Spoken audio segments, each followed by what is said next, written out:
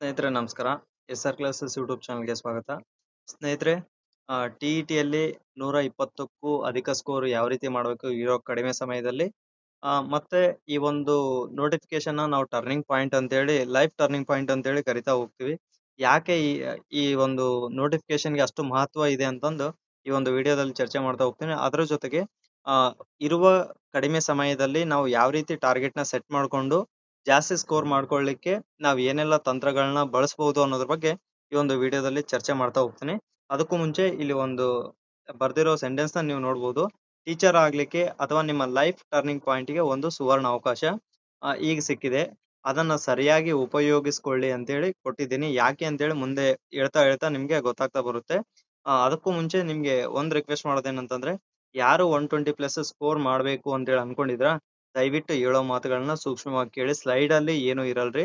Just ಹೇಳೋ ಮಾತಿನಲ್ಲಿ ಸಾಕಷ್ಟು ವಿಷಯಗಳು ಇರುತ್ತೆ. ಅದನ್ನ ಕೇಳ್ತಾ ಹೋಗಿ ಅಂತ ಹೇಳಿ ಹೇಳ್ತಾ, ಮೊದ್ಲಿಗೆ ಜೀವನ ಎಲ್ರಿಗೂ ಕೂಡ ಸಮಾನ ಅವಕಾಶ ಕೊಡುತ್ತೆ.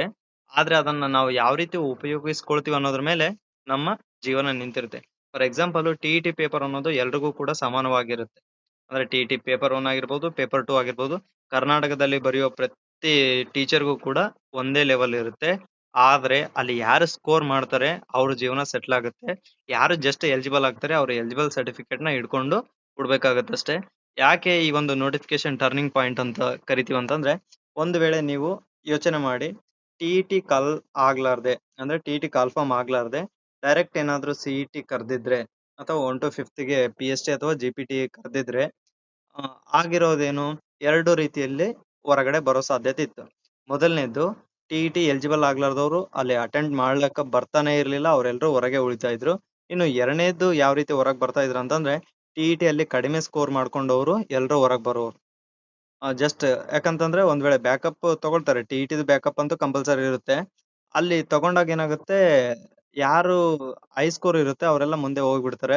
ಆ ನೀವು 2022 ಸೆಲೆಕ್ಷನ್ ಲಿಸ್ಟ್ ನೋಡಿದ್ರೆ ಗೊತ್ತಾಗುತ್ತೆ ನಿಮ್ಗೆ. ಜಿ.ಪಿ.ಎಸ್.ಟಿ.ಇರ್ದು ಡಿಜಿಟ್‌ಗಳಲ್ಲಿ ಅಂದ್ರೆ ಒಂದೊಂದು ಮಾರ್ಕ್ಸ್ ಅಲ್ಲಿ ಕೂಡ ಹೊರಗಡೆ ಬಂದಿರೋದನ್ನ ನಾವು ಬಹಳ ಸೂಕ್ಷ್ಮವಾಗಿ ಗಮನಿಸ್ತಾ ಹೋಗ್ತೀವಿ. ಸೊ ಈ ಒಂದು ಕಾರಣದಿಂದ ನಾ ಹೇಳ್ತಾ ಇರೋದೇನಂತಂದ್ರೆ, ಜಸ್ಟ್ ನೀವು ಎಲಿಜಿಬಲ್ ಆದ್ರೆ ಆ ಸರ್ಟಿಫಿಕೇಟ್ ಯಾವ್ದಕ್ಕೂ ಉಪಯೋಗ ಇಲ್ಲ. ನಾನು ಸಾಕಷ್ಟು ಕಡೆ ನೋಡ್ತಾ ಇದ್ದೀನಿ.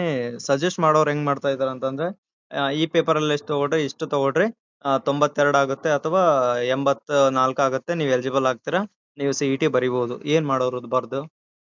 ಜಸ್ಟ್ ಎಲಿಜಿಬಲ್ ತಗೊಂಡು ಮಾಡೋದಾದ್ರೂ ಏನು ಅದನ್ನ ಕೇಳ್ತಾ ಇದ್ದೀನಿ ನಾನು. ಜಸ್ಟ್ ಈ ಟಿ.ಇ.ಟಿ ಸಿ.ಇ.ಟಿಗಿಂತ ಲೆವೆಲ್ ಕಡಿಮೆ ಇರೋಂತ ಜಸ್ಟ್ ಟಿ.ಇ.ಟಿಯಲ್ಲೇ ನಾವು ಜಸ್ಟ್ ಎಲಿಜಿಬಲ್ ಆಗಿದೀವಿ ಅಂತಂದ್ರೆ, ಅದಕ್ಕಿಂತ 2 ಪಟ್ಟು ಡಿಫಿಕಲ್ಟಿ ಇರುತ್ತೆ. ಯಾವ್ದು? ಸಿ.ಇ.ಟಿ. ಅಲ್ಲಿ ಯಾವ ರೀತಿ ನಾವು ಸ್ಕೋರ್ ಮಾಡ್ಲಿಕ್ಕೆ ಸಾಧ್ಯ? ಅದ್ರಲ್ಲೂ ಕೂಡ ಎಲಿಜಿಬಲ್ ಪೇಪರ್ಸ್ ಇರ್ತವೆ ಅಲ್ಲಿ. ಸೊ ಅವುಗಳನ್ನ ನಾವು ಆ ರೀಚ್ ಮಾಡ್ಬೇಕು ಅಂತಂದ್ರೆ ಹೆವಿ ಸ್ಟಡಿ ಬೇಕಾಗುತ್ತೆ. ಅದ್ರ ಜೊತೆಗೆ ಈ ಟಿ.ಇ.ಟಿಯಲ್ಲಿ ಕೂಡ ನಾವು ಮ್ಯಾಕ್ಸಿಮಮ್ ಸ್ಕೋರ್ ಮಾಡ್ಕೊಳ್ಳೇಬೇಕಾಗುತ್ತೆ. ಸೊ ಹಾಗಾಗಿ ನಿಮ್ಗೆ ಹೇಳ್ತಾ ಇರೋದೇನಂದ್ರೆ, ಈ ಟಿ.ಇ.ಟಿ ಅನ್ನೋದು ನಮ್ಮ ಲೈಫ್ ಟರ್ನಿಂಗ್ ಪಾಯಿಂಟ್ ಅಂತೇಳಿ ಭಾವಿಸ್ಬೋದು.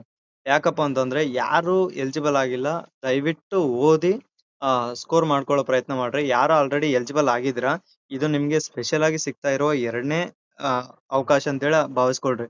ಅಂದ್ರೆ ದೇವ್ರು ನಿಮ್ಗಾಗಿನೇ ಸೃಷ್ಟಿ ಮಾಡಿರುವಂತ ಒಂದು ಸುವರ್ಣ ಅವಕಾಶ.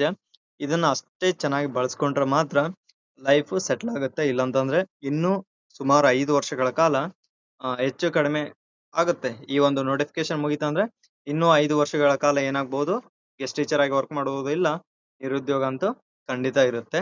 ಸೊ ಹಾಗಾಗಿ ಈ ಒಂದು ಉಳಿದಿರೋ ದಿನಗಳಲ್ಲಿ ನಾವು ಯಾವ ರೀತಿ ಓದ್ಬೇಕು ಅನ್ನೋದ್ರ ಬಗ್ಗೆ ಚರ್ಚೆ ಮಾಡ್ತಾ ಹೋಗ್ತೀನಿ.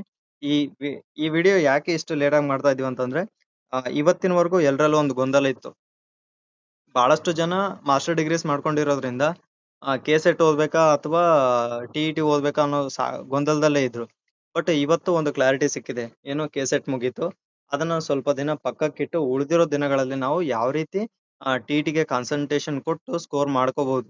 ನನ್ ಟಾರ್ಗೆಟ್ ಬಂದ್ಬಿಟ್ಟು ಆಲ್ಮೋಸ್ಟ್ ನೀವು ಸೇಫರ್ ಝೋನಿಗೆ ಬರ್ಬೇಕು ಅಂತಂದ್ರೆ ಮಿನಿಮಮ್ 120 ಪ್ಲಸ್ ಸ್ಕೋರ್ ಇರಲೇಬೇಕು. ಅದನ್ನ ಫಿಕ್ಸ್ ಆಗಿ. ಯಾಕಂತಂದ್ರೆ ಸಾಕಷ್ಟು ಜನ ಸಾಕಷ್ಟು ದಿನಗಳಿಂದ ಓದ್ತಾನೆ ಬಂದಿದ್ರೆ. ನಮ್ ಚಾನಲ್ ಅಲ್ಲೇ ನನಗೆ ಡೈರೆಕ್ಟ್ಲಿ ಕಾಂಟ್ಯಾಕ್ಟ್ ಇರೋರೇ ಹೆಚ್ಚು ಕಡಿಮೆ 150 ಜನ ಆ ಸುಮಾರು ಜೂನ್ ನಿಂದ ಟಾರ್ಗೆಟ್ ಕೊಡ್ತಾ ಬಂದಿದ್ದೀನಿ ನಾನು. ಜೂನ್ ನಿಂದ ಇಲ್ಲಿವರೆಗೂ ಕೂಡ ಕಂಟಿನ್ಯೂ ಸ್ಟಡಿಯಲ್ಲೇ ಇದಾರೆ. ರೆಗ್ಯುಲರ್ಲಿ ಕಾಂಟ್ಯಾಕ್ಟ್ ಇದಾರೆ. ಸೊ ಅಂಥವ್ರನ್ನು ಕೂಡ ನಾವು ಆ ಬೀಟ್ ಮಾಡ್ಬೇಕಾಗತ್ತೆ. ಸೊ ಹಾಗಾಗಿ ಇದಕ್ಕೆ ನಾನು ಸಜೆಸ್ಟ್ ಮಾಡ್ತಾ ಇದ್ದೀನಿ. 120 ಪ್ಲಸ್ ಸ್ಕೋರ್ ಆದ್ರೆ ಮಾತ್ರ ಅಲ್ಲಿ ನಾವು ಸಕ್ಸಸ್ ಆಗ್ಲಿಕ್ಕೆ ಸಾಧ್ಯ. ಫಸ್ಟ್ ಪರೀಕ್ಷೆಗೆ ಉಳಿದಿರೋ ದಿನಗಳು ಎಷ್ಟಂತಂದ್ರೆ 35 ದಿನಗಳು. ಆಕ್ಚುಲಿ ಇವತ್ತು ಸೇರ್ಕೊಂಡು 35 ದಿನಗಳು. ಅಂದ್ರೆ ಆ ಎಕ್ಸಾಮ್ ಬರೆಯೋ ದಿನ ಬಿಟ್ಟು ಡಿಸೆಂಬರ್ 6ರವರೆಗೂ 35 ದಿನಗಳು ಉಳಿಯುತ್ತೆ. ಇವತ್ತೊಂದಿನ ಬಿಟ್ರೆ ನಿಮ್ಗೆ ಉಳಿಯೋದು 34 ದಿನಗಳು. ಈ 34 ದಿನಗಳನ್ನ ನಾವು ಯಾವ ರೀತಿ ಯುಟಿಲೈಸ್ ಮಾಡ್ಬೇಕು ಅಂತಂದ್ರೆ, ಫಸ್ಟ್ ಒಂದ್ ತಿಳ್ಕೊಳ್ರಿ, ಇಷ್ಟು ದಿನಗಳಲ್ಲಿ ಸ್ಕೋರ್ ಮಾಡ್ಲಿಕ್ಕೆ ಸಾಧ್ಯನಾ? ಮನ್ಸು ಮಾಡಿದ್ರೆ ಎಲ್ಲವೂ ಸಾಧ್ಯ. ಯಾಕಂತಂದ್ರೆ ಇಷ್ಟು ದಿನ ಏನ್ ನಾವು ದಿನಗಳನ್ನ ಕಳಿತಾ ಬಂದಿದೀವಲ್ಲ, ಆ ಕಳೆದಿರೋ ಎಲ್ಲಾ ದಿನಗಳ ಸಮಯವನ್ನ ಬರುವ ಮುಂದಿನ ದಿನಗಳಲ್ಲಿ ನಾವು ಯುಟಿಲೈಸ್ ಮಾಡ್ಕೋಬಹುದು. ಅಂದ್ರೆ ಸಾಟರ್ಡೆ ಸಂಡೇ ಫುಲ್ ಸಿಗುತ್ತೆ, ಅವತ್ತು ನಾವು ಹಾರ್ಡ್ ಸ್ಟಡಿ ಮಾಡ್ಬೋದು. ಪ್ರತಿದಿನ ಮಿನಿಮಮ್ ಹೆಚ್ಚು ಕಡಿಮೆ 5 ತಾಸು ನೀವೇನಾದ್ರೂ ಕೊಟ್ಟಿರಿ ಅಂತಂದ್ರೆ ಡೆಫಿನೆಟ್ಲಿ ರೀಚ್ ಮಾಡ್ಬೋದು. ಅದಕ್ಕೂ ಜಾಸ್ತಿ ಟೈಮ್ ಎಕ್ಸ್ಪೆಕ್ಟ್ ಮಾಡಲ್ಲ. ಯಾಕಂದ್ರೆ UPSC ಓದೋರು ಹೈಯರ್ ಲೆವೆಲ್ ಸ್ಟ್ಯಾಂಡರ್ಡ್ ಎಕ್ಸಾಮ್ಗೆ ಓದೋರೆ ಹೆಚ್ಚು ಕಡಿಮೆ 6 ಇಂದ 8 ತಾಸು ಟೈಮ್ ಕೊಡ್ತಾರೆ. ಬಟ್ ಅದಕ್ಕೂ ಅದ್ರಷ್ಟು ಟಫ್ ಅಂತೇಳಿ ನಮ್ಮ ಎಕ್ಸಾಮ್ ಅಂತೇಳಿ ನಾ ಹೇಳಲ್ಲ. ಸೊ ಹಾಗಾಗಿ ಮಿನಿಮಮ್ 5 ಅವರ್ಸ್ ನೀವು ಟೈಮ್ ಮಾಡ್ಕೊಳ್ಳೇಬೇಕು.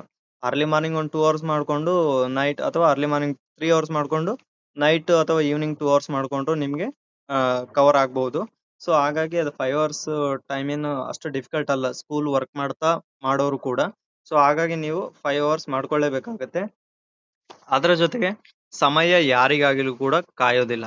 ಯಾವ ತರ ಅಂದ್ರೆ, ಸರ್ ನಾನು ಗೆಸ್ಟ್ ಟೀಚರ್ ಆಗಿ ವರ್ಕ್ ಮಾಡ್ತಾ ಇದ್ದೀನಿ, ಸರ್ ನಾನು ಅಲ್ಲಿ ವರ್ಕ್ ಮಾಡ್ತೀನಿ, ಇಲ್ಲಿ ವರ್ಕ್ ಮಾಡ್ತೀನಿ, ನೀವೆಲ್ಲಾ ನೆಪಗಳು ತಂದು ನನ್ಗೆ ಹೇಳ್ಬೋದೇ ವಿನಃ ಬಟ್ ನಾನೇನು ಪರಿಹಾರ ಕೊಡಕ್ ಸಾಧ್ಯ ಇಲ್ಲ. ಬಟ್ ನಾನೇನ್ ಹೇಳ್ತೀನಿ ಅಂತಂದ್ರೆ, ಎಲ್ಲಾ ಡಿಫಿಕಲ್ಟೀಸ್ ನಡುವೆನೆ ನಾವು ಸಕ್ಸಸ್ ಆಗ್ಬೇಕಂತ ಹೇಳಿ ಹೇಳ್ತಾ ಹೋಗ್ತೀನಿ. ಸೊ ಹಾಗಾಗಿ ನೀವು ಗೆಸ್ಟ್ ಟೀಚರ್ ಆಗಿ ವರ್ಕ್ ಮಾಡ್ರಿ ಅಥವಾ ಬೇರೆ ಎಲ್ಲೇ ವರ್ಕ್ ಮಾಡ್ರಿ, ಈ ಒಂದು 35 ದಿನಗಳು ನೀವು ನಿಮಗಾಗಿ ಟೈಮ್ ಕೊಟ್ಕೋಬೇಕಷ್ಟೇ. ನಾವು ಜಸ್ಟ್ ಗೈಡ್ ಮಾಡ್ತೀವಿ, ಮೋಟಿವೇಟ್ ಮಾಡ್ಬೋದು, ಗೈಡ್ ಮಾಡ್ಬೋದು ಅಷ್ಟೇ. ಬಟ್ ಓದ್ಬೇಕಾದವ್ರು ನೀವೇ, ಎಕ್ಸಾಮ್ ಬರಿಬೇಕಾದವರು ನೀವೇ. ಸೊ ಹಾಗಾಗಿ ದಯವಿಟ್ಟು ನೀವು ಓದ್ಲೇಬೇಕು. ನಿಮಗಾಗಿ ಟೈಮ್ ಕಾಯಲ್ಲ. ಈ 35 ದಿನ ಸರ್ ನಾವು ಓದಿಲ್ಲ ಅಂತಂದ್ರೆ ಅದು 36ನೇ ದಿನಕ್ಕೆ ಎಕ್ಸಾಮ್ ಹೋಗುತ್ತಾ? ಹೋಗಲ್ಲ. ಸೊ ಹಾಗಾಗಿ ಇರೋ ಟೈಮ್‌ನ ನೀವು ಯೂಸ್ ಮಾಡ್ಕೊಳ್ರಿ. ಅದ್ರ ಜೊತೆಗೆ ನೀವು ಯಾರಿಗೆ ಕಾಂಪಿಟೇಷನ್ ಕೊಡ್ಬೇಕಂತಂದ್ರೆ, ಧಾರವಾಡದಲ್ಲಿ ಎಷ್ಟೋ ದಿನದಿಂದ ಕಾಯ್ತಾ ಕುಳಿತಿದ್ರೆ CET ನೋಟಿಫಿಕೇಶನ್ ಆಗುತ್ತೆ ಅನ್ನೋ ಒಂದು ಕಾರಣಕ್ಕೆ ಧಾರವಾಡದಲ್ಲಿ ಕುಂತು ಓದ್ತಾ ಇದ್ದಾರೆ. ಅವರು ಕೂಡ TET ಬರ್ದೇ ಬರೀತಾರೆ. ಸೊ ಅವ್ರು ಹೆಚ್ಚು ಕಡಿಮೆ 130 ವರೆಗೂ ರೀಚ್ ಆಗೋ ಚಾನ್ಸಸ್ ಇರುತ್ತೆ. ಸೊ ಅವ್ರನ್ನ ಬೀಟ್ ಮಾಡ್ಬೇಕು, ಅದು ಕೂಡ ಒಂದ್ ಚಾಲೆಂಜೆ. ಸೊ ಹಂಗಾಗಿ ಇರೋ ಕಾಂಪಿಟೇಷನ್ ನಡುವೆ ನಾವು ಎಷ್ಟು ಸ್ಕೋರ್ ಜಾಸ್ತಿ ಮಾಡ್ಕೊಳ್ಳೋ ಪ್ರಯತ್ನ ಮಾಡ್ತೀವಿ, ಅಷ್ಟು ನಾವು ಸೇಫರ್ ಝೋನ್‌ಗೆ ಹೋಗ್ತೀವಿ. ಅಂದ್ರೆ ಪ್ರತಿಯೊಂದು ಅಂಕ ನಮ್ಮ ಮುಂದಿನ 30 ವರ್ಷದ ಜೀವನವನ್ನ ನಿರ್ಧಾರ ಮಾಡ್ತಾ ಹೋಗುತ್ತೆ. ಸೊ ಹಾಗಾಗಿ ದಯವಿಟ್ಟು ಯಾರು ನೆಗ್ಲಿಜೆನ್ಸಿ ಮಾಡ್ಬೇಡಿ. ಅದಾದ ನಂತರ ಆ ಯಾವ ರೀತಿ ಓದ್ಬೇಕು, ಈ 35 ದಿನಗಳಲ್ಲಿ ನಾವು ಮಾಡ್ಬೇಕಾಗಿರೋದು ಏನು ಅಂತಂದ್ರೆ, ಫಸ್ಟ್ ಟೋಟಲ್ ಸಿಲೆಬಸ್ ಅನ್ನ ನೋಡ್ರಿ. ಟೋಟಲ್ ಸಿಲೆಬಸ್ ಅನ್ನ ನೋಡಿ ಒಂದು ಟಾರ್ಗೆಟ್ ಫಿಕ್ಸ್ ಆಗಿ. ಯಾವ ರೀತಿ ಅಂತಂದ್ರೆ, for example social science example ಕೊಡ್ತಾ ಇದ್ದೀನಿ. ಎಲ್ರು ಇದು ಸೈನ್ಸ್ ಮ್ಯಾಥ್ಸ್ಗೂ ಬರುತ್ತೆ, ಪ್ಲಸ್ ಪೇಪರ್ 1ಗೂ ಬರುತ್ತೆ, ಪೇಪರ್ 2ಗೂ ಬರುತ್ತೆ. ನಾ ಇಲ್ಲಿ ಎಕ್ಸಾಂಪಲ್ ಕೊಡ್ತಾ ಇರೋದು ಸೋಷಿಯಲ್ ಸೈನ್ಸ್ ಅಷ್ಟೇ. ಫಾರ್ ಎಕ್ಸಾಂಪಲ್ ಈಗ 147 ಲೆಸನ್ಸ್ ಇದಾವೆ. 6 to 10th ಅಲ್ಲಿ 147 ಲೆಸನ್ಸ್ ಇದಾವೆ. ಅದ್ರ ಜೊತೆಗೆ 9 ಓಲ್ಡ್ ಕ್ವಶನ್ ಪೇಪರ್ಸ್ ಇದಾವೆ, ಪ್ರಿವಿಯಸ್ ಇಯರ್ ಕ್ವಶನ್ ಪೇಪರ್ಸ್ ಇದಾವೆ. ಅದ್ರ ಜೊತೆಗೆ ಕನ್ನಡ ಐತೆ, ಇಂಗ್ಲಿಷ್ ಐತೆ, ಸೈಕಾಲಜಿ ಐತೆ. ಸೊ ಇಷ್ಟು ಸಬ್ಜೆಕ್ಟ್ ಜೊತೆಗೆ ಮೆಥಡಾಲಜಿ ಕೂಡ ನಾವು ಓದ್ಬೇಕಾಗತ್ತೆ. ಸೊ ಇಷ್ಟಕ್ಕೆ ಸೋರ್ಸ್ ಎಲ್ಲಿ ಸಿಗುತ್ತೆ, ಯಾವ ರೀತಿ ಓದ್ಬೇಕಂತೇಳಿ ನಾವು ಚರ್ಚೆ ಮಾಡೋದಾದ್ರೆ, ಫಸ್ಟ್ ನಮ್ ಕೈಯಲ್ಲಿರೋ ಅಂಕಗಳನ್ನ ಬಿಟ್ಕೊಟ್ರೆ ಅದು ನಮ್ಮ ದಡ್ಡತನ ಆಗುತ್ತೆ. ಯಾಕೆ? ಕನ್ನಡ ಇರೋದು ನಮ್ ಕೈಯಲ್ಲೇ ಇರುತ್ತೆ. ಯಾಕಂತಂದ್ರೆ ಅಲ್ಲಿ ಬೋಧನಾ ಶಾಸ್ತ್ರ ಅಷ್ಟು ಡಿಫಿಕಲ್ಟ್ ಇರಲ್ಲ ಕ್ವಶನ್ಸ್. ನಾವೇನ್ ಟೀಚಿಂಗ್ ಮೆಥಡ್ಸ್ ಏನ್ ಬಳಸಿದೀವಲ್ಲ, ಅಲ್ಲಿ ಅಷ್ಟಕ್ಕ ಸೀಮಿತ ಇರುತ್ತೆ ವಿನಃ ಅದಕ್ಕೂ ಹೈ ಲೆವೆಲ್ ಬರಲ್ಲ. ಸೊ ಹಾಗಾಗಿ ಅಲ್ಲಿ ಒಂದು ಗದ್ಯ ಭಾಗ ಇರುತ್ತೆ, ಒಂದು ಪದ್ಯ ಭಾಗ ಇರುತ್ತೆ. ಅಲ್ಲಿ 10 ಅಂಕಗಳಿರುತ್ತೆ. ಔಟ್ರನ್ನ ನಾವು ಬಿಟ್ಕೊಟ್ಟಿವಿ ಅಂತಂದ್ರೆ ಮುಗೀತ್ ನಮ್ ಕತೆ, ಇನ್ನ ಸ್ಕೋರ್ ಆಗಲ್ಲ ಅಂತ ಅರ್ಥ. ಸೊ ಅದ್ರ ಜೊತೆಗೆ 10 ಅಂಕಗಳೇನಿರುತ್ತೆ, ಗ್ರಾಮರ್ ಟಾಪಿಕ್ ಇರುತ್ತೆ. ಅದಾದ ನಂತರ ಇನ್ನೂ 10 ಅಂಕಗಳು ಬೋಧನಾ ಶಾಸ್ತ್ರ ಇರುತ್ತೆ. ಸೊ ಹೇಗಾದ್ರೂ ಮಾಡಿ ಅಲ್ಲಿ ನಾವು 30 ಇದೆ, 30ಕ್ಕೂ 30 ಮಾಡ್ಬೋದು. ಹೆಚ್ಚು ಕಡಿಮೆ ಔಟ್ ಆಫ್ ಔಟ್ ಮಾಡಕ್ಕಾಗಿಲ್ಲ ಅಂದ್ರು ಕನ್ನಡ ಹೇಗಾದ್ರೂ ಮಾಡಿ 28 ಮಾಡ್ಬೇಕಾಗತ್ತೆ. ಸೊ ಇಂಗ್ಲಿಷ್ ಸಾಕಷ್ಟು ಜನ ಬರಲ್ಲ ಅಂತೇಳಿ, ಡಿಫಿಕಲ್ಟ್ ಅಂತೇಳಿ ಸಾಕಷ್ಟು ಜನ ಅದಕ್ಕೆ ಹತ್ರ ಹೋಗಲ್ಲ. ನನ್ ಸಜೆಷನ್ ಏನಂತಂದ್ರೆ, ನೀವ್ ಇಂಗ್ಲಿಷ್ಗೆ ಹೊಸದೇನು ರೆಫರೆನ್ಸ್ ಮಾಡೋ ಅಗತ್ಯತೆ ಇಲ್ಲ. ಈ ಹಿಂದೆ ಇದಾವಲ್ಲ, TET ಪೇಪರ್ 1ಗೆ 9 ಪ್ರಶ್ನೆ ಪತ್ರಿಕೆ ಇದಾವೆ, ಪೇಪರ್ 2ಗೆ 9 ಪ್ರಶ್ನೆ ಪತ್ರಿಕೆಗಳಿದಾವೆ. ಅಲ್ಲಿನೇ ನೀವು ನೀಟಾಗಿ ಓದಿದ್ರು ಕೂಡ ಅಲ್ಲಿ 180 ಪ್ರಶ್ನೆಗಳು ಯಾವ್ದ್ರಲ್ಲಿ ಸಿಗುತ್ತೆ, ಬೋಧನಾಶಾಸ್ತ್ರದಿಂದ ಇಂಗ್ಲಿಷ್ ಅಲ್ಲಿ ಸಿಗ್ತಾ ಹೋಗುತ್ತೆ. ಅದರ ಜೊತೆಗೆ ನೀವು ಅಲ್ಲಿ ಪ್ರಾಕ್ಟೀಸ್ ಮಾಡೋದ್ರಿಂದ ಇಲ್ಲಿ ಮುಂಬರೋ ಪೇಪರ್ಗಳಲ್ಲಿ ನೀವು ಸ್ಕೋರ್ ಮಾಡ್ಕೋಬಹುದು. ಸೊ ಹಾಗಾಗಿ ನೀವು ಇಂಗ್ಲಿಷ್ ಹೊಸದೇನನ್ನ ಟ್ರೈ ಮಾಡಿಲ್ಲ ಅಂದ್ರೂ ಕೂಡ ಓಲ್ಡ್ ಕ್ವಶನ್ ಪೇಪರ್ನ ಬಿಡ್ಸೋದನ್ನ ಮರಿಬೇಡ್ರಿ. ಅಲ್ಲಿ ಹೆಚ್ಚು ಕಡಿಮೆ ಒಂದು 20 ಅಂಕಗಳಾದ್ರಲ್ಲಿ ನಿಮ್ಗೆ ಬರ್ಬೇಕಾಗುತ್ತೆ. 20 to 25 ಆದ್ರೂ ನೀವು ತೆಗಿಬೇಕಾಗುತ್ತೆ. ಅದ್ರ ಜೊತೆಗೆ ಸೈಕಾಲಜಿ ಯಾವ ರೀತಿ ಸ್ಕೋರ್ ಮಾಡೋದು ಸರ್, ನೀವು 2024 ಪೇಪರ್ 2 ನೋಡಿದ್ರೆ ನಿಮ್ಗೆ ಗೊತ್ತಾಗುತ್ತೆ. ಪ್ರತಿ ವರ್ಷ ಹಿಂದಿನ ಪತ್ರಿಕೆ ನೋಡ್ರಿ ನೀವು ಒಂದ್ಸಲ. ಸಿದ್ಧಾಂತಗಳ ಮೇಲೆ ಅದ 24 ಅಲ್ಲಿ ಸಿದ್ಧಾಂತಗಳ ಮೇಲೆನೆ ಸುಮಾರು ಒಂದು 10ರಿಂದ 15 ಪ್ರಶ್ನೆ, 15ಕ್ಕೂ ಜಾಸ್ತಿ ಪ್ರಶ್ನೆಗಳೇ ಬಂದಿದಾವೆ. ಸೊ ಅವೆಲ್ಲಾ ಪ್ರಶ್ನೆಗಳು ಎಲ್ಲಿದಾವೆ? ಓಲ್ಡ್ ಕ್ವಶನ್ ಪೇಪರ್ ಅಲ್ಲಿ ಇದಾವೆ. ನೀವು ಬೇಕಾದ್ರೆ ನೀವು ಓಲ್ಡ್ ಕ್ವಶನ್ ಪೇಪರ್ನ 24th ಕ್ವಶನ್ ಪೇಪರ್ನ ಹಿಡ್ಕೊಂಡು ನೋಡಿದ್ರೆ ಗೊತ್ತಾಗುತ್ತೆ ಎಷ್ಟೋ ಪ್ರಶ್ನೆಗಳು ಓಲ್ಡ್ ಕ್ವಶನ್ ಪೇಪರ್ ಇಂದ ಬಂದಿದ್ದಾವೆ. ಸೊ ಈ ರೀತಿ ಬೋನಸ್ ಸಿಗೋ ಚಾನ್ಸಸ್ ಇರುತ್ತೆ. ಸೊ ಹಾಗಾಗಿ ಓಲ್ಡ್ ಕ್ವಶನ್ ಪೇಪರ್ ಅಲ್ಲಿರೋ ಸೈಕಾಲಜಿನೂ ಕೂಡ ನೀವು ಕಂಪಲ್ಸರಿ ಓದ್ಬೇಕಾಗತ್ತೆ. ಅದಾದ ನಂತರ ಸೋಷಿಯಲ್ ಸೈನ್ಸ್, ಅದು ನಮ್ಮ ಕೈಯಲ್ಲಿರುವಂತಹ ಊಟ. ಅದ್ರಲ್ಲಿ ಏನಾದ್ರೂ ನಾವು 60 ಅಂಕಗಳಲ್ಲಿ ನಾವು ಸ್ಕೋರ್ ಏನಾದ್ರೂ ಕಡಿಮೆ ಮಾಡ್ಕೊಂಡಿದೀವಿ ಅಂತಂದ್ರೆ ನಮ್ಗೆ 120+ ಆಗೋದೇ ಇಲ್ಲ. ನೋಡ್ರಿ, ನಿಮ್ಗೆ ಸೈಕಾಲಜಿ ಸೋರ್ ಸಿಗಲ್ಲ ಅಂತ ಗೊಂದಲ ಇರಬಹುದು.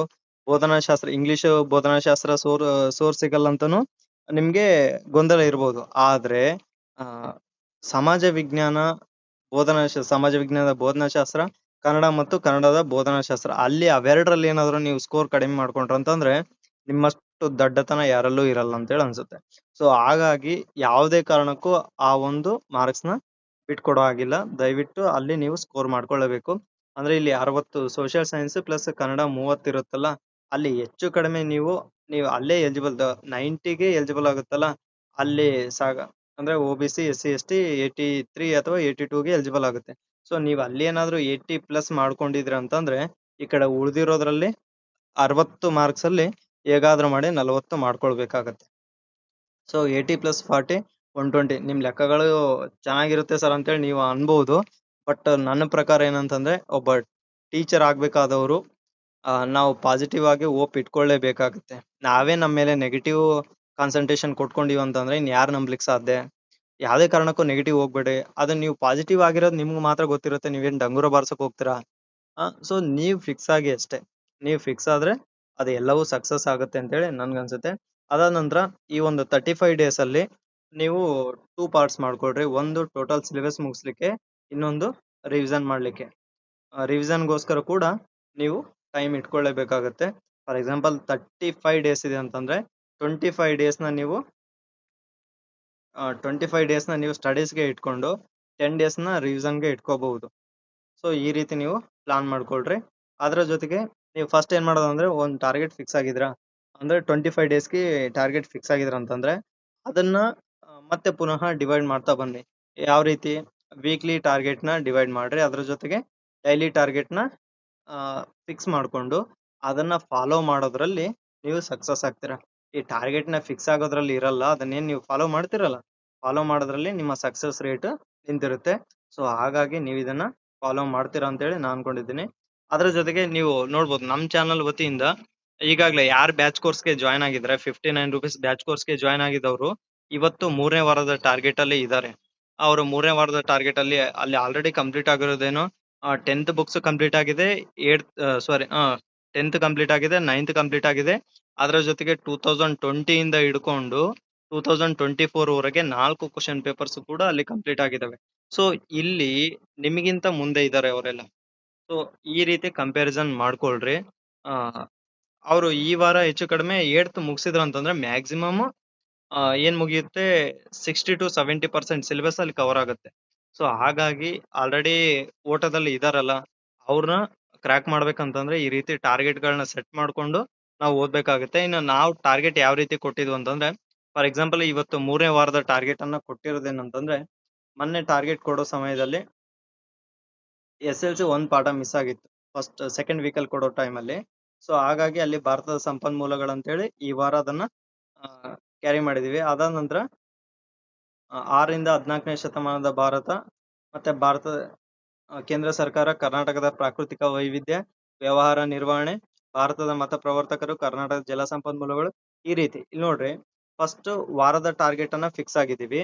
ವಾರದ ಟಾರ್ಗೆಟ್ ಅನ್ನ ಫಿಕ್ಸ್ ಆದ ನಂತರ ಡೈಲಿ ಟಾರ್ಗೆಟ್ ನ ಫಿಕ್ಸ್ ಆಗ್ತಾ ಇದೀವಿ. ಅಂದ್ರೆ ಟೋಟಲ್ ಸಿಲೆಬಸ್ ನ ವೀಕ್ಲಿ ಸಿಲೆಬಸ್ ಆಗಿ ಡಿವೈಡ್ ಮಾಡ್ಕೊಂಡು ವೀಕ್ಲಿ ಸಿಲೆಬಸ್ನ ಡೈಲಿ ಸಿಲೆಬಸ್ ಆಗಿ ಡಿವೈಡ್ ಮಾಡ್ಕೊಂಡು ಬಂದಾಗ ನಾವು ಇವುಗಳನ್ನ ಬರ್ಕೋಬೇಕಾಗುತ್ತೆ. ಬರ್ಕೊಂಡ್ ನಂತರ ಏನಾಗುತ್ತೆ, ನಮಗೆ ಆ ಟಾರ್ಗೆಟ್ ಫಿಕ್ಸ್ ಆಗಿ ಅದನ್ನ ಫಾಲೋ ಅಪ್ ಮಾಡೋ ಕಡೆ ಪ್ರಯತ್ನ ಮಾಡ್ಲಾಗುತ್ತೆ. ಸೊ ಹಾಗಾಗಿ ನೀವು ಈ ರೀತಿ ಏನಾದ್ರು ಟಾರ್ಗೆಟ್ ನ ಫಿಕ್ಸ್ ಆಗಿ ಓದಿದ್ರ ಅಂತಂದ್ರೆ ಡೆಫಿನೆಟ್ಲಿ ಸಕ್ಸಸ್ ಆಗ್ತೀರಾ. ಇಲ್ಲಂತಂದ್ರೆ ನೀವು ಯೋಚನೆ ಮಾಡ್ಬೇಕಾಗುತ್ತೆ. ಏನಂತಂದ್ರೆ ಈ ಒಂದು ಸೆಂಟೆನ್ಸ್ ನ ನೀವು ಬಹಳಷ್ಟು ದೀರ್ಘವಾಗಿ ಯೋಚನೆ ಮಾಡಬೇಕಾಗುತ್ತೆ. ಒಂದ್ ವೇಳೆ ಸ್ಕೋರ್ ಮಾಡ್ಕೊಳ್ದಿದ್ರೆ ಇನ್ನೂ 5 ವರ್ಷ ನಿರುದ್ಯೋಗ ಅಥವಾ ಗೆಸ್ಟ್ ಟೀಚರ್ ಆಗಿ ವರ್ಕ್ ಮಾಡ್ಬೇಕಾಗತ್ತೆ, ಇಲ್ಲ ಎಲ್ಲೋ ಪ್ರೈವೇಟ್ ಶಾಲೆಗಳಲ್ಲಿ ವರ್ಕ್ ಮಾಡ್ಬೇಕಾಗತ್ತೆ. ನೀವು ಒಂದು ಸಲ ಸರ್ಕಾರಿ ಶಾಲೆನ ಊಹೆ ಮಾಡ್ಕೊಂಡು ನೋಡ್ರಿ. ನೀವು ಸರ್ಕಾರಿ ಶಿಕ್ಷಕನಾಗಿ ಕರ್ನಾಟಕ ಸರ್ಕಾರ ಅಂತೇಳಿ ಹಳದಿ ಕೆಂಪು ಬಣ್ಣದ ಒಂದು ಐಡಿ ಕಾರ್ಡ್ನ ಹಾಕೊಂಡು ನೀವು ಶಾಲೆ ಒಳಗಿದ್ರೆ ಆ ಖುಷಿನೇ ಬೇರೆ ಇರುತ್ತೆ. ಯಾಕಂತಂದ್ರೆ ಅಲ್ಲಿ ಸಿಗೋ ಮಕ್ಕಳ ಪ್ರೀತಿ ಎಲ್ಲಿಯೂ ಸಿಗಲ್ಲ. ಸೊ ಅಷ್ಟು ಅಟ್ಯಾಚ್ಮೆಂಟ್ ಇರುತ್ತೆ ಮಕ್ಕಳ ಜೊತೆ.